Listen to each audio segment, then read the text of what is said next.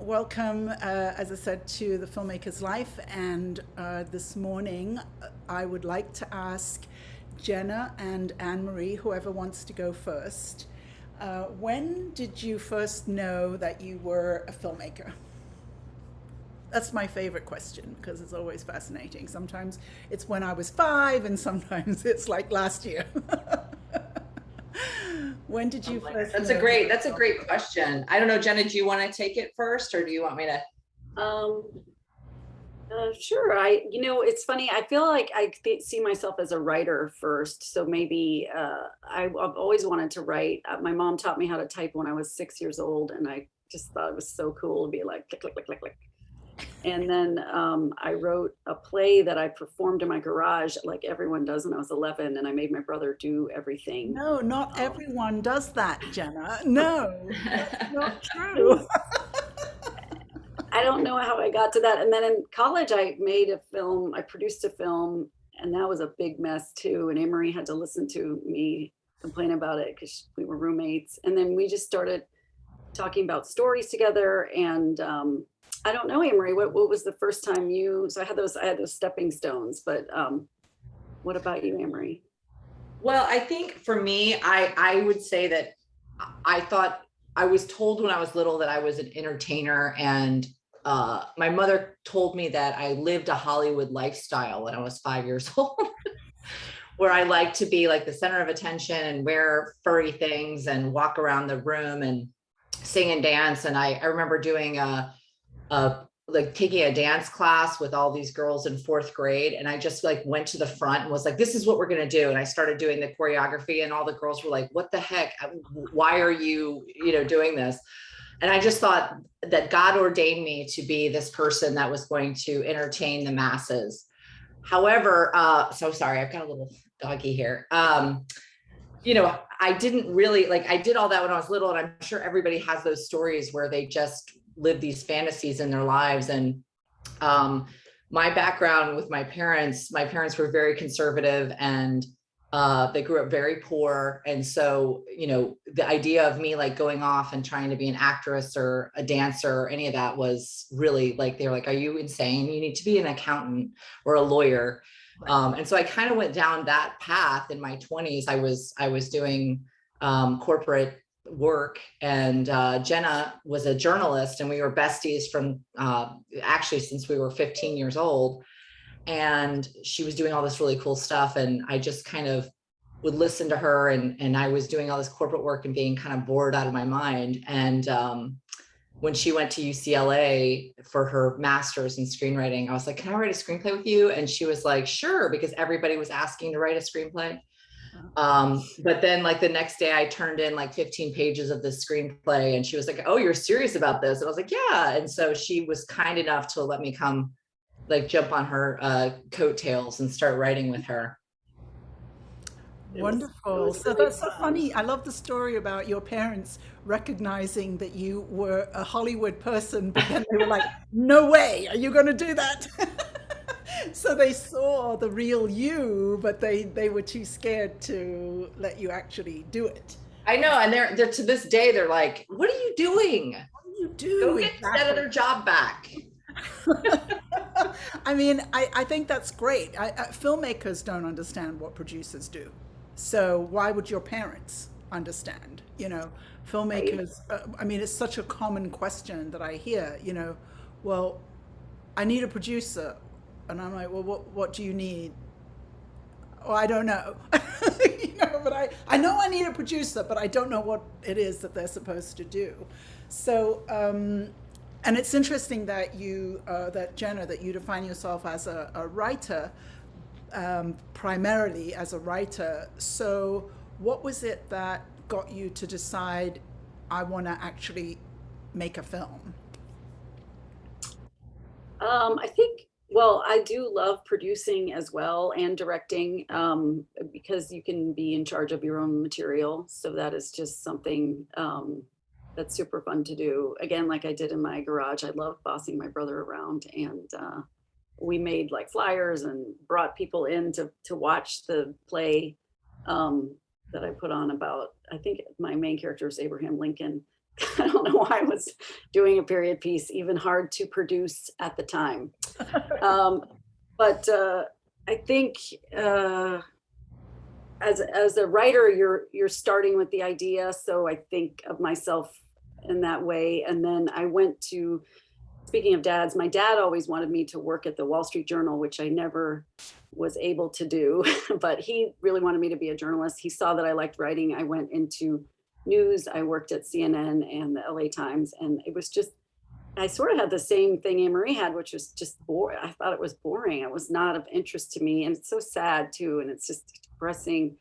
And God love all the journalists out there doing great work. But for me, I wanted to do something light and fun and, entertaining to people. So I was working as a journalist when Anne Marie started this charity, which is an amazing charity. She can tell you about ladies arm wrestling. And I ended up doing a story about it. And I thought it was fantastic. The ladies that were part of her troupe and the costumes that they were wearing. And the article ran in Huffington Post. And I just said, Anne Marie, this is such a great idea. We should write a movie about this and make this movie. I'll let her tell you about the charity that she started, which was the inspiration. And also at this moment, you were already in your career. You were no longer in college, but you were. I was already in my career as a journalist. Yes. Okay. When we decided to make a Golden Arm. Right. I worked for about 10 years as a journalist before transitioning to film, and it's sort of hard to jump careers, as you know, but a lot of people do it, and you got to stick with it because it's really fun, and you got to think about how you want to spend your time. Yes. And so, Anne Marie, how did you come across this ladies arm wrestling story world and charity? That's even fascinating. Yeah, so Jenna and I had been writing together, and we both had sort of written and produced our own short films, and we were just, kind of chugging along, trying to see like how can we best kind of break in to this industry. But along that same lines, I was actually just at home one day and I saw this article in the Washington Post about a theater troupe in Charlottesville, Virginia, that raised money by having these ladies come out and arm wrestle, and they bet on the arm wrestlers. And we, they dressed up and they were wild, and it kind of reminded me of like a roller derby feel. And I was a young, again, looking for an outlet to be creative, express, and act, really, just to kind of be silly and fun. And I saw this article, and I called my neighbor, who's a good friend of mine, and I said, "Hey, did you read this?" And she goes, "I'm reading this right now. We should do this. We should create this and do it for a charity in DC." And so then we went on Facebook and we found two other ladies that had also read this and said, "We're really interested." And the four of us together, again, kind of just piling our networks. We had a venue within a week. We had like prizes. We had all the ladies who wanted to come out and wrestle and the personas. And then, we were doing training and helping these women, because we actually were a very competitive, physically competitive athletic league. Some of the leagues that sprung up from this movement, because it was like just not us, there were other cities that got involved, were a little more melodramatic and like they would act it out. But DC ladies, they're competitive and ambitious. And so we were up there wrestling. So yeah, that went on for about 5 years. Like we would have. You did arm wrestling yourself? I did. I was actually a golden bicep winner. Wow. My persona is Scarlett O'Scara, because I'm originally from the South and I love movies. So I was like Scarlett O'Scara with a big, crinoline skirt and tattoos, and my catchphrase there is no Tamara. And so we just had a ball, and I just loved it. I just loved being up there on stage and doing all the crazy stuff. And when Jenna wrote the article, and she was like, "This would be a great world to explore," and I was like, "You're right." I think I was like so myopic in it. So we wrote this screenplay called Golden Arm, and it went out. We had a manager at the time. It went out in Hollywood, and what that means is basically, over a weekend, it goes out to like 40 different producers to read, to see if they either would attach or buy it. I just want to slow this down then. Yeah. So how does that happen? How do you have a script go out to 40 producers? over a weekend? That's through your representation. So that's one of the important things. You know, I know everybody talks about, when am I going to get repped, and can I find an agent, and can I find a manager?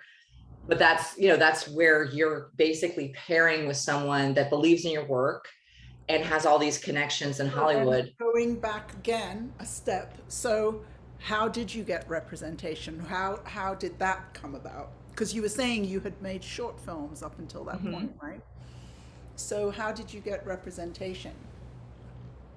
Well, Jenna, do you want to take that one since you were connected with Chris? Apparently I just use my journalism background to do everything, which is, I had interviewed this manager, Chris Fenton, who was super nice guy, very funny. And he was a writer himself, and we just got along. And after Anne-Marie and I had finished the script, I said, what do you think, Anne-Marie, should we try this guy? And, you know, it happened very fast. When someone likes your material, they, you know, want to support you. Even though I'm sure that was one of 50 cold calls we had made, and also calls to people that we had met, or people I had interviewed, or people you feel comfortable enough to say, hey, could you help me out? It's always better if you can think of one specific thing they can do, instead of, we had a script, so we had a solid ask, which is, we have the script, do you think you'd want to represent it? It's better when you can be targeted with your question, and use those connections effectively. And so we asked Chris Fenton, he would go by Fenton, which was his last name. And he said, it's great, I love it, I want to do it, I think I can sell this. And that's pretty much what a rep is looking for. They're looking at it for marketplace. And I'm sorry, I'll go back in a second. That was a script that we had written right before Golden Arm. So then he went out with that script, and we didn't sell that script, that first script, but we did get a lot of what's called general meetings. And then you meet people that like your work. They can't buy your work for some reason at their company. Maybe their company is not focused on that genre at the time, or they don't want a feature, they want a TV show, but they still like you, they like the writing, and then you can meet with them and then build your connections in Hollywood. So once we did that, and everyone realized we weren't crazy, I'm just kidding. You know, it's kind of like you're interviewing for a job. That's a really important thing to I've been talking about this a lot recently, that there's a lot of, you know, there's a lot of gatekeepers and that in the business, but partly it's because of that. It's partly because so many people really are crazy, and I mean, there's a little fun and crazy, right? But like not too crazy. Yes, but there's crazy, and then there's absolutely unworkable crazy, you know, and so you have to figure that out, and it takes a little time, I think, with people to figure that out. So and I also want to ask about that first script that you didn't sell. Was that also a very women-focused script? Was it, what was it? That's, I mean, it can't be the same world as ladies arm wrestling, because I don't think there could be any, you know, but did it have that? It was really based on the story Anne-Marie told, where she had an idea, and I was in film school at the time. Because in order to transition from journalism to being a filmmaker, I went to UCLA to get my master's, just a way for me to transition. And Anne-Marie said, oh, this is so interesting, and I love performing. What do you think if we do this idea? And then she had these 15 pages. That was the script that got us represented. It was called Baking It, and I'll let Anne-Marie. well, yeah. Well, what's interesting, I think that script, Faking It, was, it was a sort of indie comedy about a woman who couldn't have an orgasm. This is not this is not autobiographical, by the way. Right. Just to be clear. Concerned. No, but I mean, it was just like, we were looking at like 40-Year-Old Virgin at the time, and I was like, what's the equivalent? Blah, blah, blah. And actually Hollywood was not ready for that kind of level of lady humor. Right. Maybe they are now. Maybe, Jenna, we should revisit it. But what I think is interesting about that process, and the nugget I'll share with the group that came to us, was we went in there with a female forward comedy Chris loved it. Chris Fenton loved it.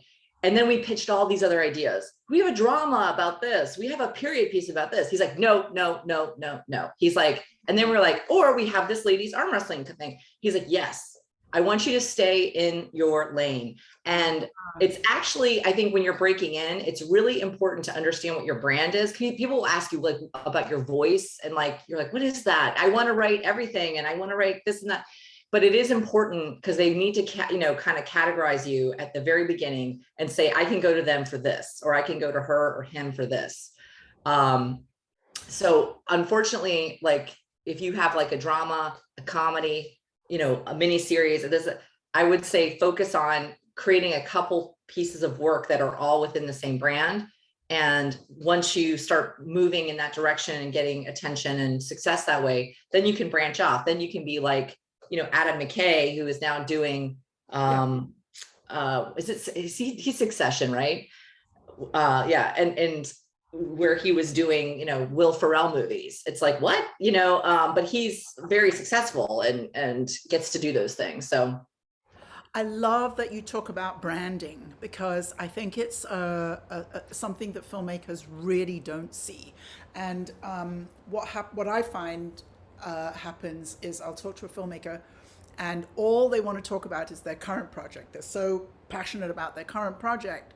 And I always want to know, but where are you going? And this can really take different forms. So some people are like making documentaries, but truthfully, they want to be making family feature films about children, but they think, oh, this is the way I'm supposed to go in, or something like that. But this issue of branding, I think, is so significant, and it really comes across in your movie Golden Arm that you are speaking to a demographic, and it's a demographic that I mean, it's so clear, and I do think that the world is ready for faking it now. I do. And in that 10 years, right? No, go ahead, Jenna. I was going to just jump onto what you said about the branding, which I think takes a bit to understand if you're just starting out and you're not sure what you want to write or what you are good at writing. Luckily, Anne-Marie and I, we have our friendship, which is like all about having laughs and like lady fun, like comedy stuff. So we tend to write in that space. And then what happens business-wise in Hollywood is someone read Faking It. Now they were ready to read Golden Arm, and they were like, oh, what else do you have that's just like this but not this? Because I trust you now because I read this first piece. And if we had shown up with like, I don't know, a thriller in space, they wouldn't understand. Right. This is a business. They're putting $30 million, even if that's like a low budget, not low budget, but a low budget studio, price. It's a ton of money to put on something when you're not quite sure the person will be able to handle all the rewrites and take the notes from the director and the producer and all the people that are going to have an opinion. And you want to make sure that the person you're working with has the bandwidth to do that, and also the skills. So if they see a few scripts from you, then they understand what they're going to get. As one producer said to me one time, you don't go to Home Depot to buy a suit. Why would I come to like Anne-Marie and Jenna, two comedy writers, and ask them for like a thriller set in space? I just wouldn't do that. You go to somebody who's written a thriller set in space that did well, because it's like a business. You want to make sure that you're getting the product that you have to sell. Well, and also I think that, I don't know, maybe it was something historically, but I see writers who say, well, I want to be able to show my range. So I have a drama, and I have a comedy, and I have a horror film, and then I have a TV series that's about a serial killer. And it's so, people can't, there's no way anyone can wrap their brain around that. And so it's just not good marketing of yourself.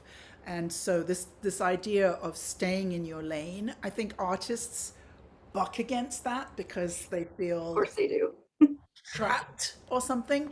And yet, I'll give you an example. A few years ago, I was at Sundance and I went to see a movie called How to Know If You're a Douchebag. And it was about, it was set in Brooklyn, and it was all about dating and romance relationships amongst the Black community in there.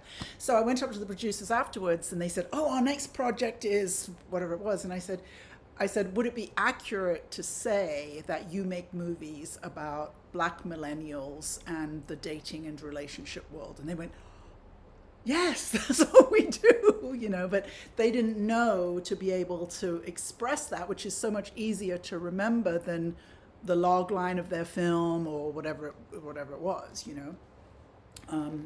So I kind of don't, I want to go either to Golden Arm or to the demographic. I'm not sure which one to go first because it's so good the way that you have this demographic nailed. And I wonder if, because it sounds as if you came across ladies arm wrestling and it was a world that you knew. Anne-Marie was arm wrestling.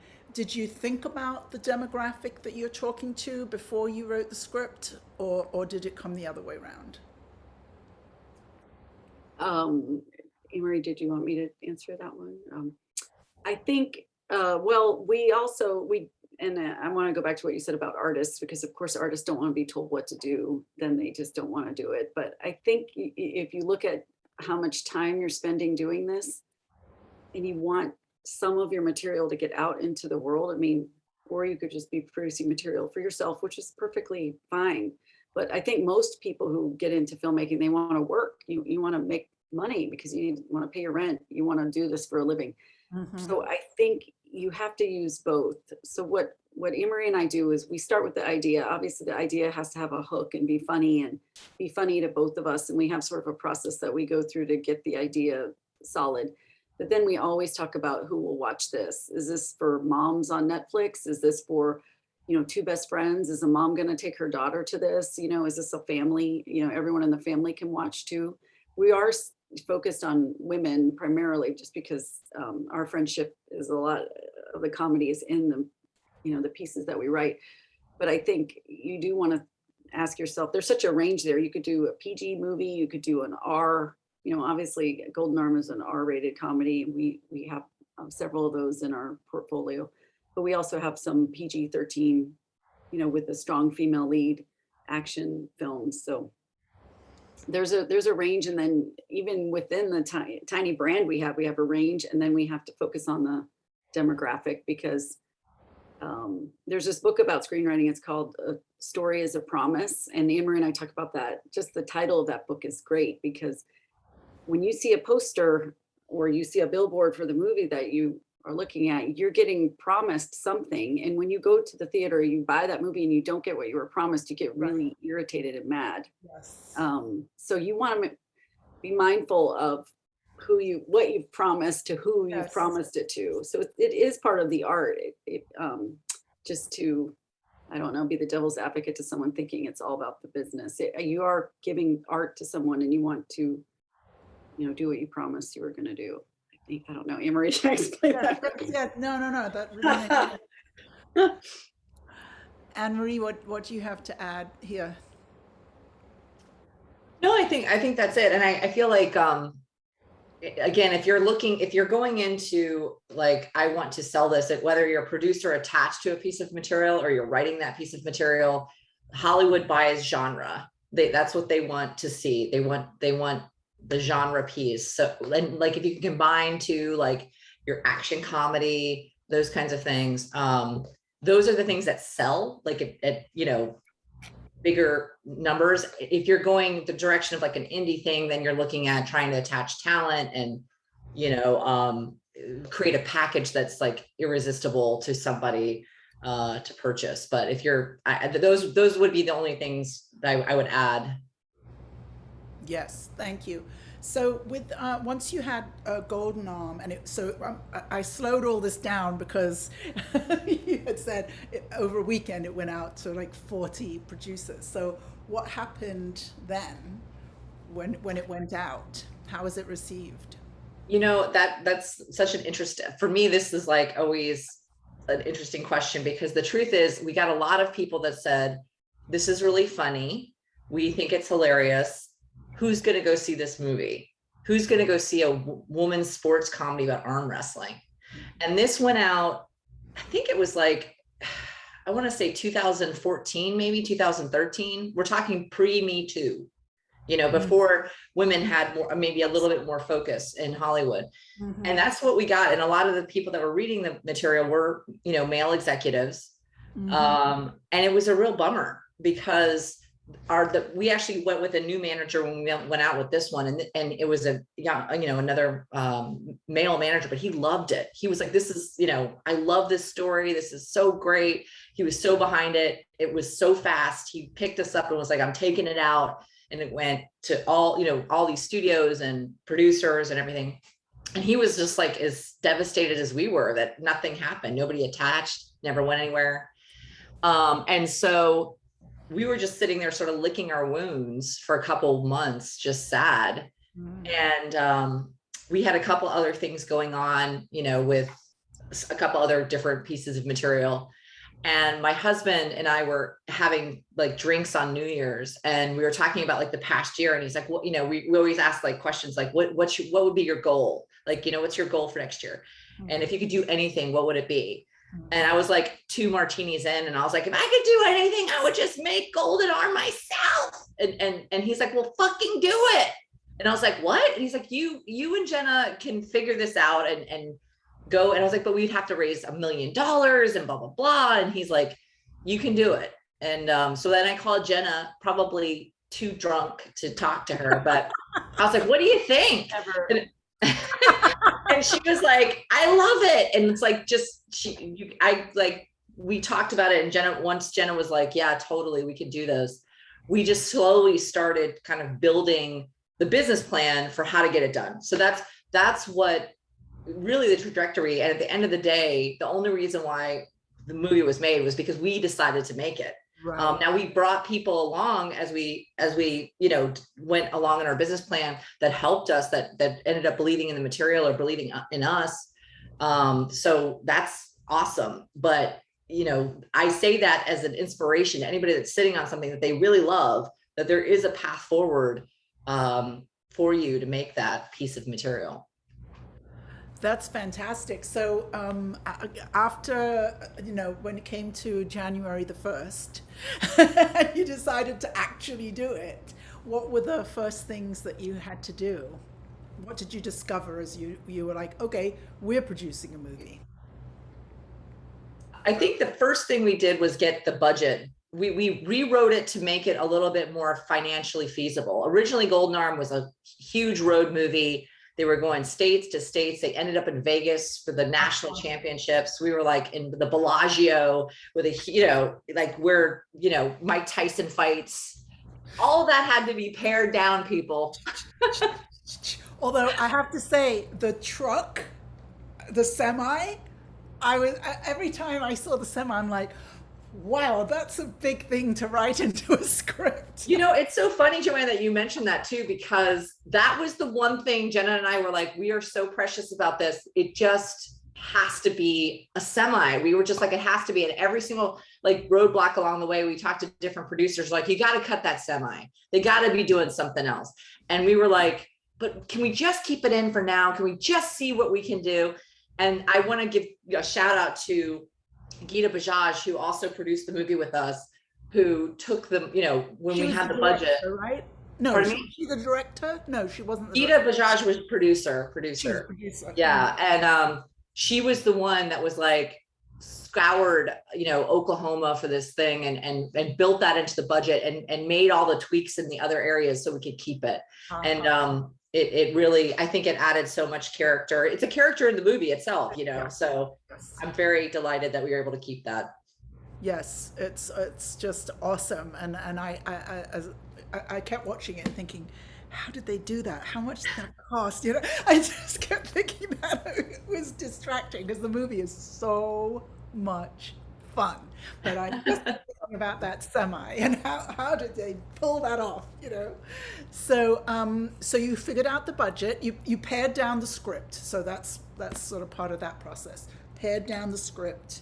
I loved actually that it was Kansas and Oklahoma. Is that right? Both Kansas and Oklahoma. I love that about the film because we don't get to see Kansas and Oklahoma as much as we would like to see it, right? And then what next did you do?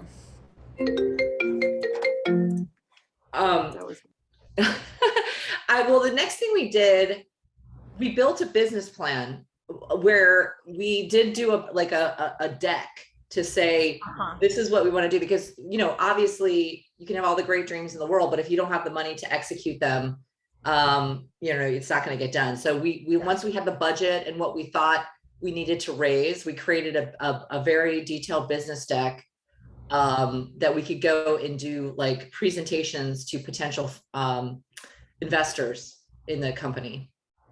Great, yes. So how long did it take you to go through that process and raise the money? I think it was about 4 years it took us. One of the things that, helped, you always think about your life and you're like, well, if I'd only started sooner, if I only had done this, if I only had done that. But because I was in corporate America for a while, and then I was in high tech, helping people kind of go through their own IPOs and raise money and help them. Yes. Those skills kind of came in handy. And one of the coolest things was a friend of mine who I helped him kind of build his business, and then he turned around and sold it for a profit. I went to him first and said, would you consider putting some money in here? And so that's how we got our first $100,000, and that just gave the project a little bit of legitimacy as we went forward and asked other people, because we're like, so-and-so is in, and we, and that did help. So I kind of like look back on that and say, well, everything happens for a reason. And we were very lucky to get the initial kind of, launch there. Yes. When you actually got to production, did you know what distribution was going to look like for the film? Did you already know that beforehand, or no? We didn't know. We knew that there were smaller distribution, like there were distribution companies out there, and then obviously looking at the streamers kind of bubbling up as we were getting ready to kind of go into production. But what we didn't count on was COVID, because we literally were going to South by Southwest with the movie. It got in for 2020. Oh my and God. We had this huge marketing campaign. We had Mary and Betsy coming to do stand up. We had the Austin lady arm wrestlers coming out to do, we had this huge party planned, and 3 days before we were supposed to go, it all went tits up, as we like to say. You were one of those, because I think South by Southwest was really the first big one that got shut down, right, by COVID. Yeah. Yeah. Wow. What an impact. No, nobody could have predicted COVID, I don't think. So were you planning on doing a lot of the marketing yourself, or you built a marketing campaign around South by, and then you were going to get distribution? Was that your thinking?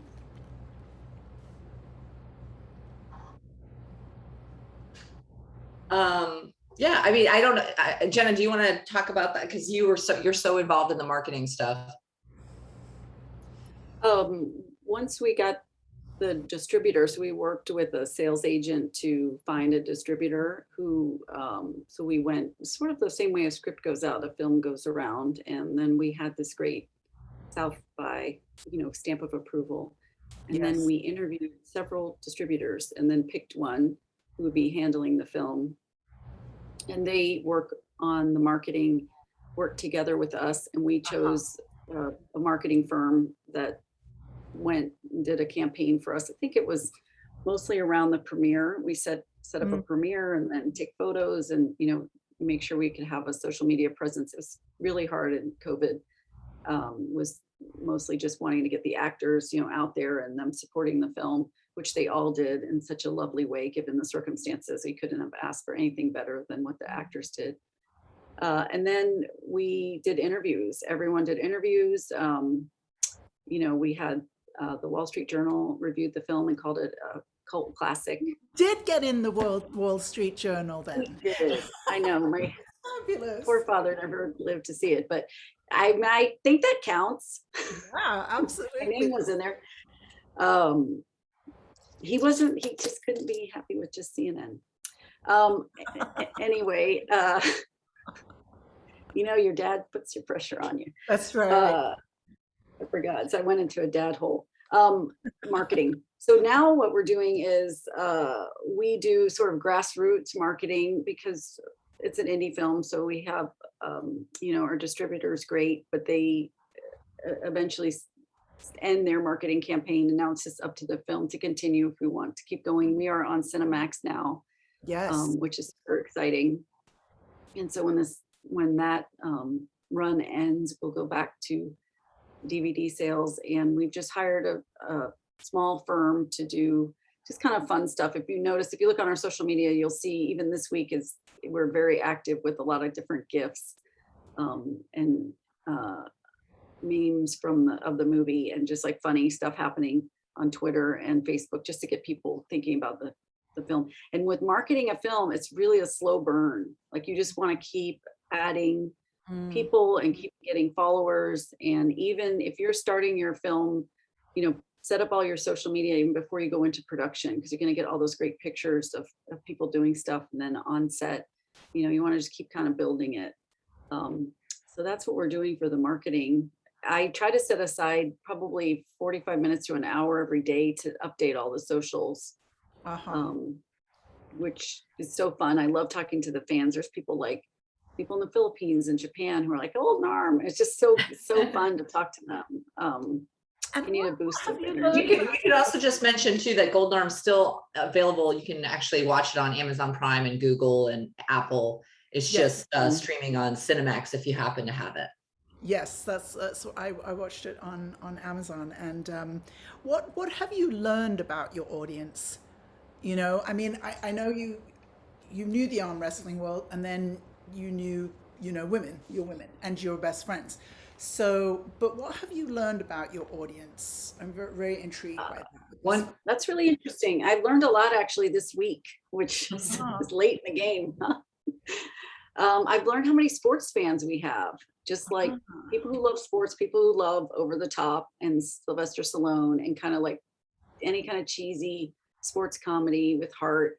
They sports fans are across genders and across age groups. I just got the demo of which literally is like people in their 20s, 30s, 40s, 50s, 60s, 70s, 80s is all kind of similar. We have reaching people, because who doesn't like sports?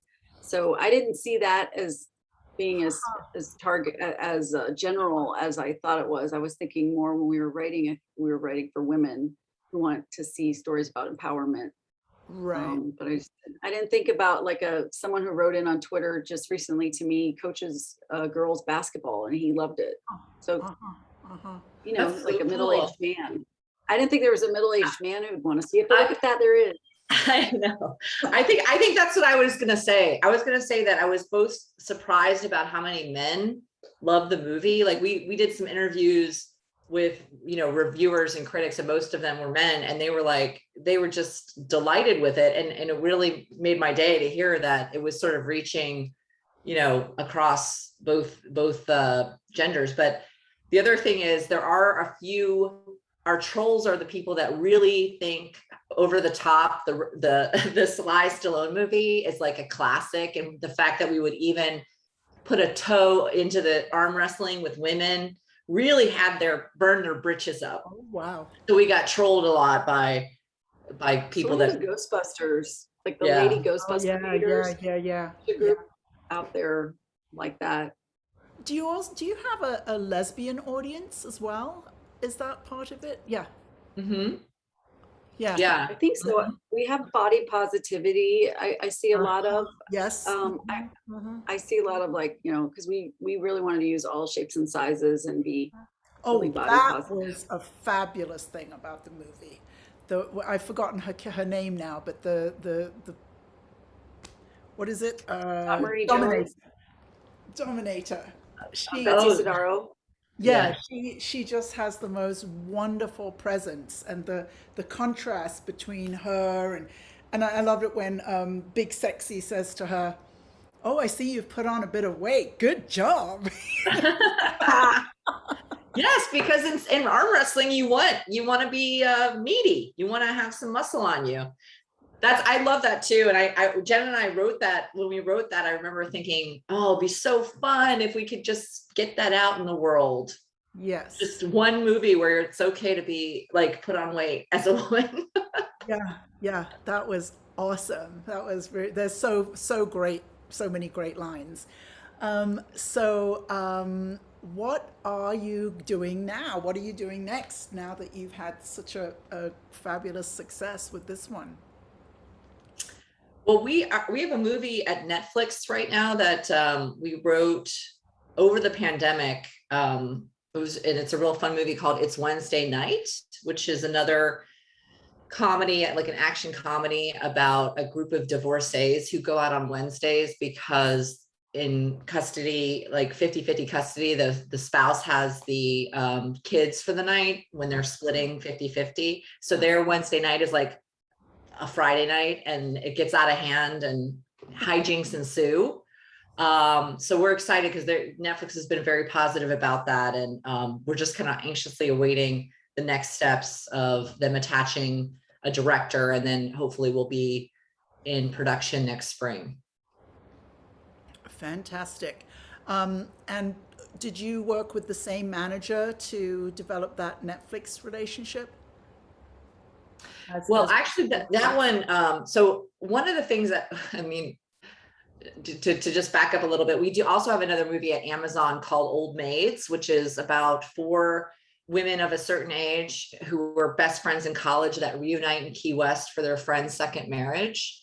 And, kind of friendships are tested and old wounds come up, and kind of reminds me of like Last Vegas meets Bridesmaids is probably the best and so when we got that deal at Amazon, we actually were lucky enough to finally get an agent. So the agent we used for this was David Boxerbaum, who helped us write the movie. We had the idea actually from another Verve client who came to us and said, have you ever heard of this? And we said, yeah, we have actually. And actually I had just been out with my friend who had just gotten a divorce on a Wednesday night. We went to this bar and I was like, what is going on? This place is crazy. And she's like, oh, it's just everybody out. And I was like, oh, wow.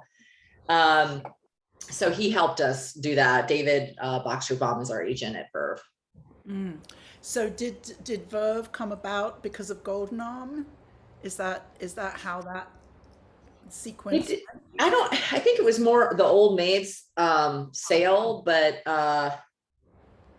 one of the things I will say, like that Golden Arm was great about, is like when you're going through this process and there's so many no's going on. I mean, there's you in meetings and you're like, we were up for rewrite jobs. We got no. We'd spend weeks on like doing a pitch for a studio and they'd say no. The whole time we were doing that, at least we could say yes with Golden Arm because that was our thing. Like we're like every step of the way we were like had some control. So when we would go into meetings and we would be like, well, we're producing this movie that we co-wrote, and we're like, and we have X, director, and we now Mary Holland is attached, and like it just gave you a little bit of buzz, I would say, in a world where the buzz is so huge and or so tiny. So yeah. And I think my last question before I open it up is that now that you're working, say, with Netflix or Amazon, or let's hope the Netflix one goes well, but do they look at you as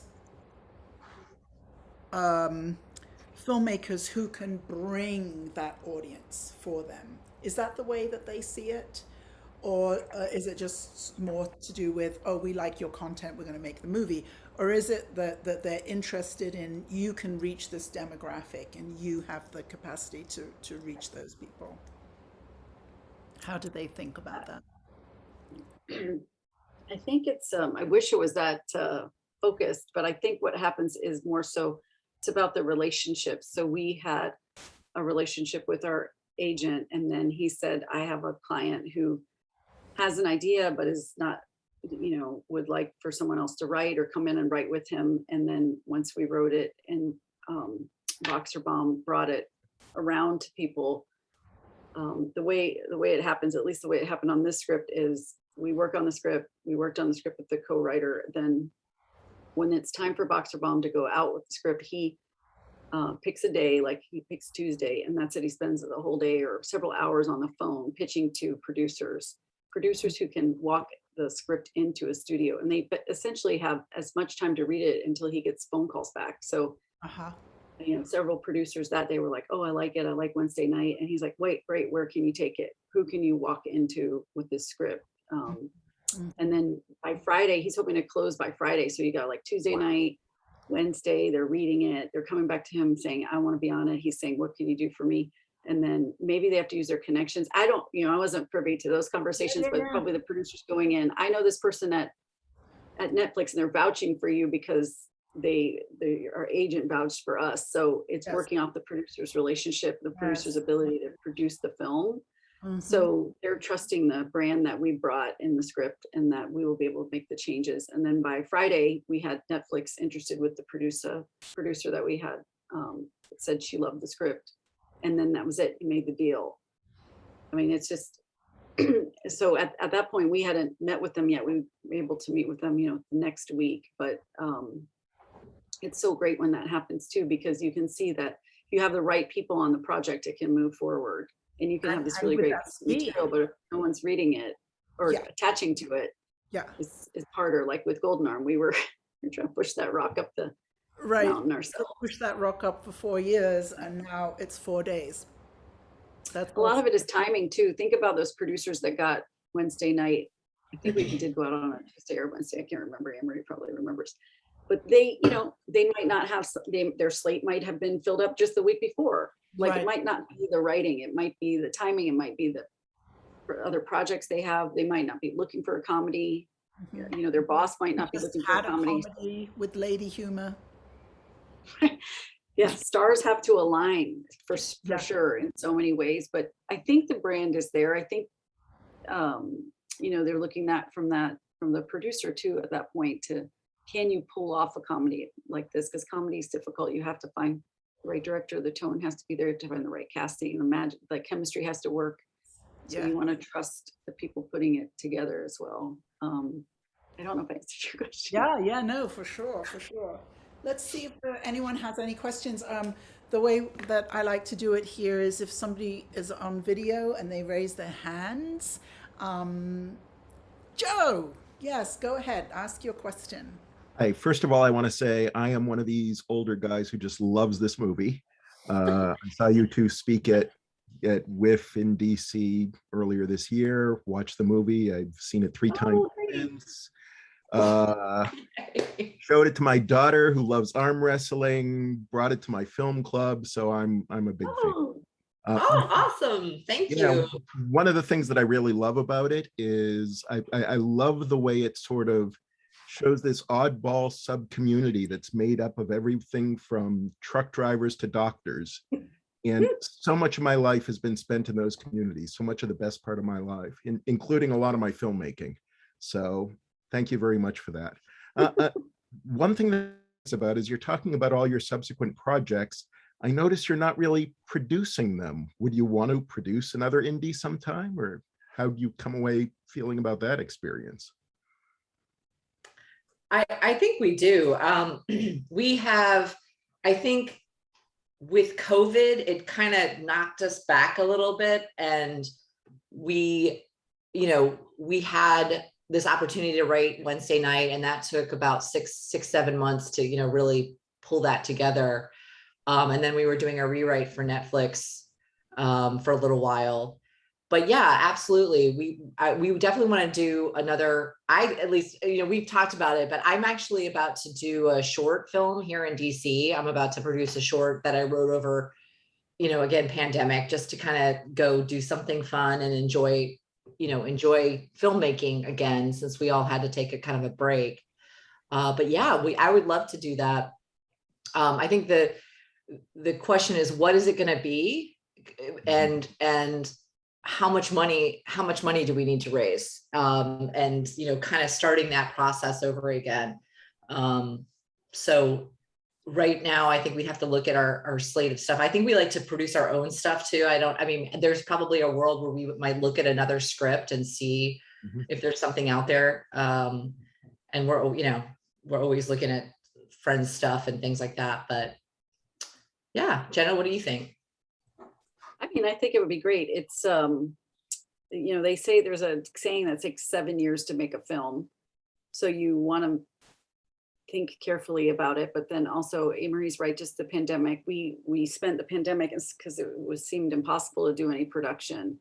Who knows, we might have just jumped right into our next project, but then we just spent the pandemic writing Wednesday night from home. So I think we could look at some of our other scripts and see what's next. It was really fun to do, and to like we learned so much that it feels like now we can implement a lot of the tools we did. I'm just thinking back, we made like a sizzle reel, we did a reading, you know, we had so many different like markers in there in the process to like keep that 4 years going as we were looking for Mhm.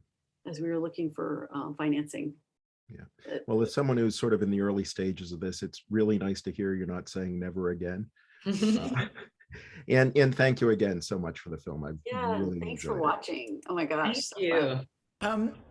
I keep thinking, so I'm going to say it out loud. I keep thinking that because of your friendship, that you would be the perfect people to make the My Favorite Murder movie. Do you know My Favorite Murder? The I podcast? don't. Just No. Google it. Google it. You got to find those. They're best friends Okay. who have a podcast. They're comedians, and they Oh, tell I have stories listened of to it.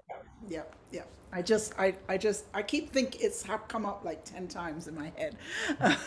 You know what you're talking about. That is such a funny idea. I love it. I don't know if they want to make a movie, but you definitely want to meet them. Jimmy, go ahead with your question.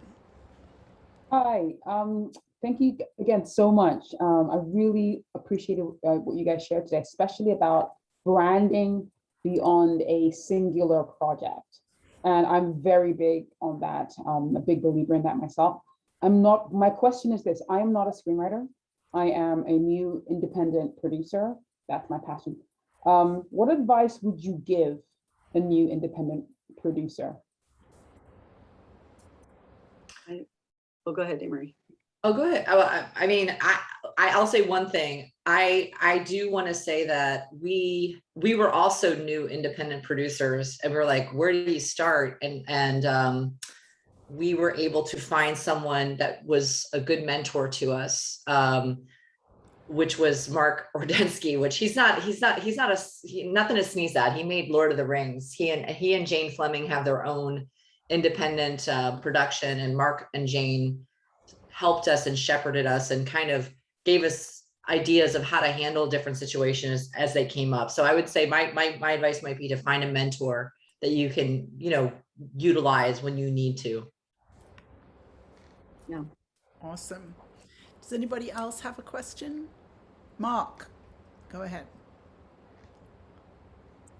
Hi, I love your film.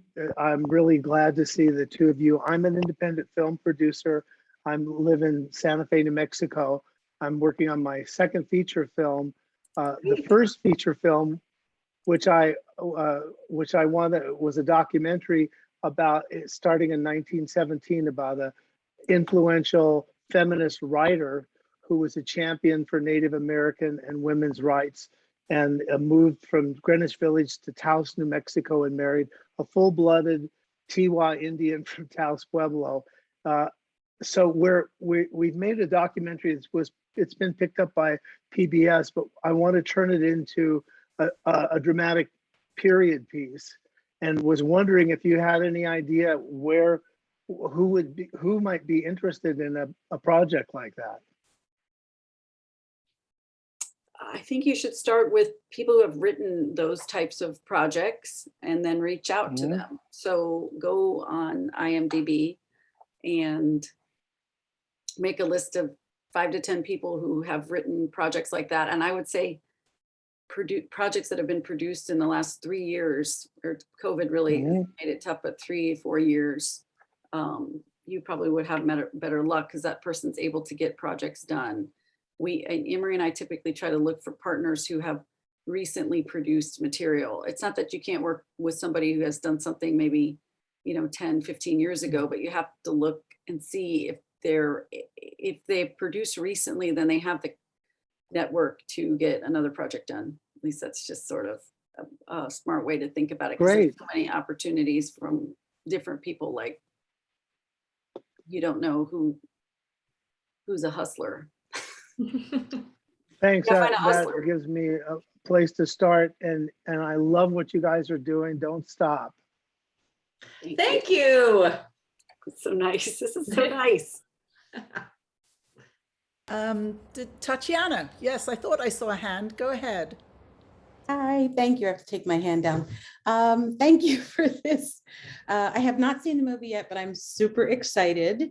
I've been watching Joanne's communication about this. My name is Tatiana Bacchus. I'm from the Philadelphia area.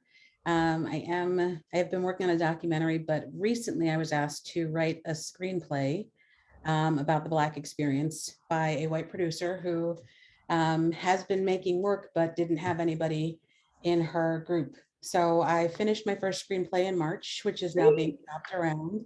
Thank you, Hallmark and Lifetime. And now we're working to get it to BET. And in that process, I've been working with her to come up with additional pitches, and have gotten word that one of my recent pitches, so I have about 6 pitches out there. One of my recent pitches has been, is going to be optioned by a large production company. Amazing. I'm waiting- Congratulations. Thank you. I'm waiting to hear from the business office. But so I have found kind of the hustler that's in there. I think she's got 10 films in a pipeline. My question for you is, what do you wish you would have known before you went in and took all those general meetings or those pitches? And thank you. Yeah, I think it would be great to have you another piece of material to give, or something to pitch that is another piece of material. Anne-Marie and I talk about this all the time. We talk about, right before we go in the meeting, we try to figure out what the company's interested in, what their slate looks like that they produced, and then try to pitch to them some, the most likely thing that they would buy. And then, of course, if you get a glazed over look, you can always go on to the next idea. Anne-Marie's really good at reading the room and figuring out what maybe we can try to sell. When somebody falls asleep on the desk, I'm really good at figuring out that that's boring them. Yeah, I think the only thing I would also add is something that we learned maybe a few years into it, was there's different levels of executives, and some of them are just looking to have their little passion project, and like, maybe I can get these guys to do this idea that I have, but they're like a creative exec and they have no power, and you could be spinning your wheels on this idea and never knowing if they have, anybody else's buy-in, if they are going to take it to their boss and have them look at it. That's one of the things with writing, and I know the WGA right now is trying to address this with just how much free work is going on behind the scenes. But we now are very savvy question people, where we try to do it very politely and very, with a smile on our face. But it's like, well, how long have you been here, and what do you do, and when would you take this, and what is the process? What is your process like? Are you going to read a bunch of drafts? When do you, what's your relationship like with the big boss, and how often do you get to pitch those ideas? And have you ever had an idea go from, inception to actually being bought? And like all of those businessy questions, which are kind of uncomfortable to ask in the artistic, I think, environment, where you're like, I don't want to seem all businessy. This is supposed to be like really fun, and but you can really waste a lot of time doing that with people that just, are looking to just throw out like chum to sharks. Like, would you rewrite the Scrabble movie?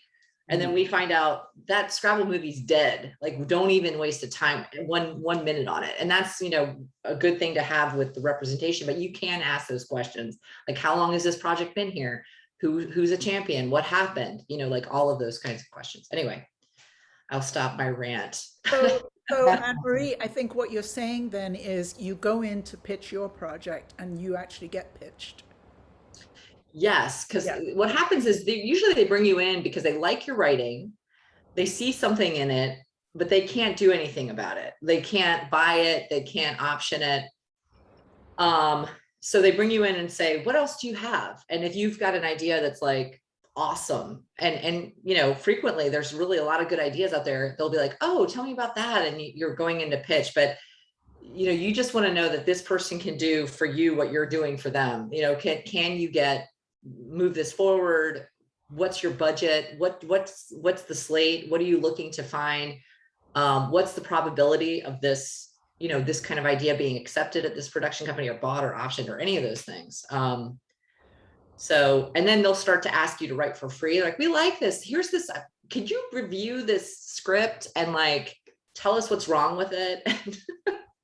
And they'll say that they're looking for writers. And sometimes that's really wonderful. Like, it's a great opportunity to broaden your network and show what you can do. But then there's other times where it is just a real big waste of time. And as we know, time is the only thing you can't get more of in the world. So just being savvy about that.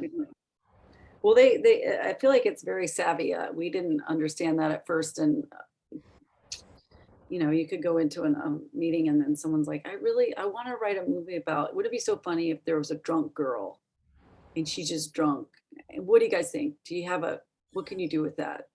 And you're like, well, okay. That's an actual pitch, by the way, that we got. I can imagine. And then you're thinking, oh, I'm so glad I'm in this like I'm in Beverly Hills in this big office and it's like all shiny in here and they gave me this expensive water. Oh, okay, I'll write about a drunk girl. Like, it just gets, then you spend 6 months writing about a drunk girl and you come back and that executive's no longer there. They're now at a different place. Now they're looking for a drunk girl in space.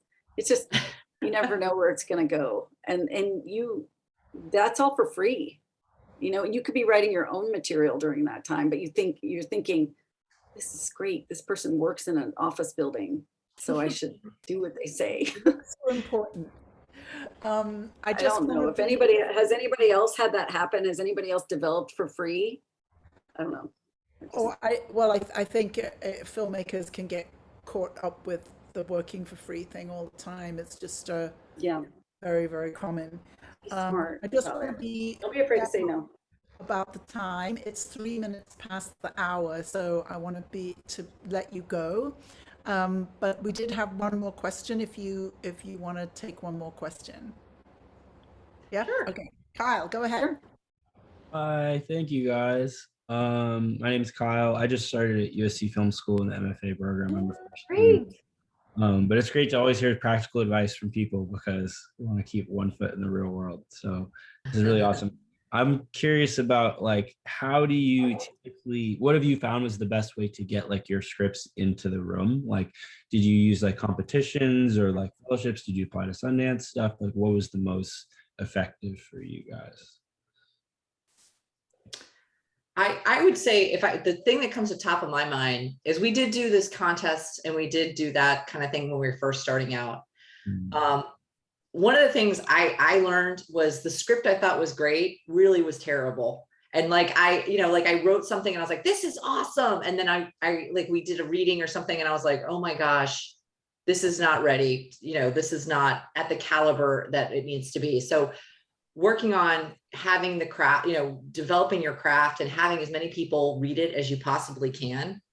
But then once you feel confident about the material, one of the things that Jenna, and again, her journalism background is such a badass because she's like, let's research all the production companies that make movies like this, find out who works there and literally cold call them and say, will you read my script? And that's how, because we had no reps at the time. And that was the only way to do it. And God bless her, she got like 10 people to read our stuff. And then we started being brought in. And I think at that time too, she met Chris Fenton and, talked to him and sort of told him about this piece of material. And he's like, hey, I'd like to read it. And, that was really, number one is write a good script, and have other people read it and have a log line that when you just rolls off your tongue, people are like, I get it. And it's kind of hard. It's really hard to do. To this day, I'm writing stuff and I'm like, wait a second, what is this? So I think that would be my piece of advice. Super helpful. Thank you. You know what? I have a question that I want to ask. I just realized I didn't ask it.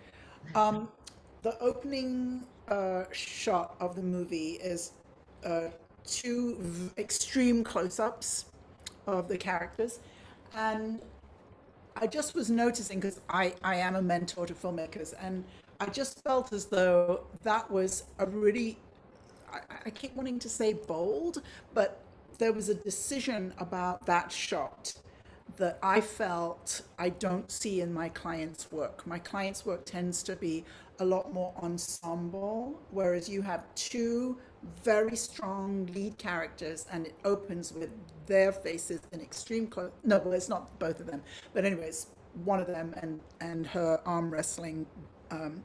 But I just wanted to. I don't exactly know what my question is, but it's something about how did you know to? There was something so much more Hollywood about that choice, and I was wondering how you knew to do that on your first film, if you even know what I'm talking about. Are you talking about when Bet's Danny's up and and we're on her face? Oh, okay, yeah. I mean, well, Maureen Barucha directed the movie, but the scene that we wrote is basically that scene where you're kind of coming in on this fight happening, because we wanted to set the tone immediately and have something very exciting and full of conflict as the first image. You know, and this movie's basically one of the things we tried to play with was, you might be a little confused. Is that a woman? Is that a man? Like, who's wrestling who?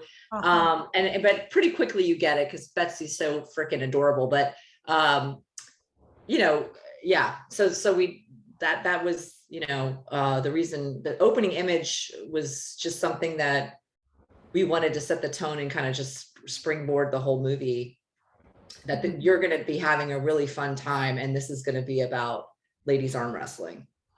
Yeah, and about this character and her struggle, which we see there physically, but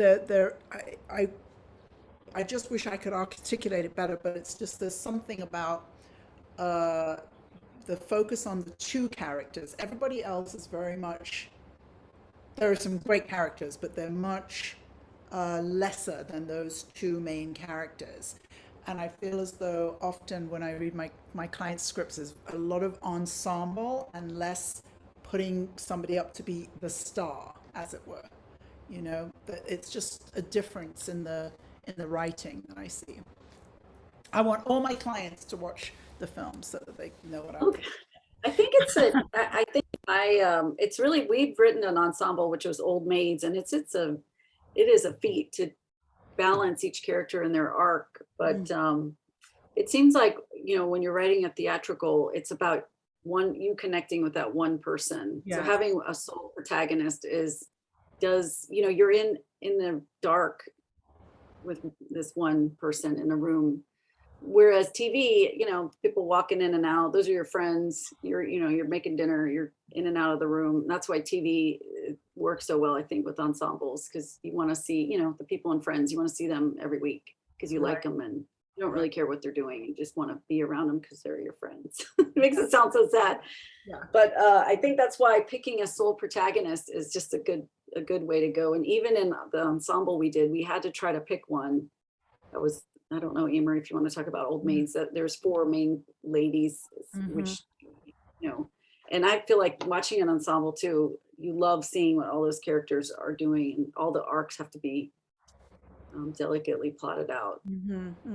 Yeah, but I really appreciate that comment about theatrical, is you want to spend time with this one character or two characters. But thank you so much for taking your time this morning with us. Thanks for having us. I want everybody to go watch all your movies and have a good laugh, because they're fabulous. And my name is Joanne Butcher. I am a mentor. I'm a business coach for filmmakers. And if you would like to work with me and get your films made, be in touch. Thank you, Lexi, for running the show so beautifully, and all the things in the chat so that everybody can see your Jenna and Anne-Marie's bios and all of that. And thanks everybody for being here. Take care. Happy filmmaking. Bye.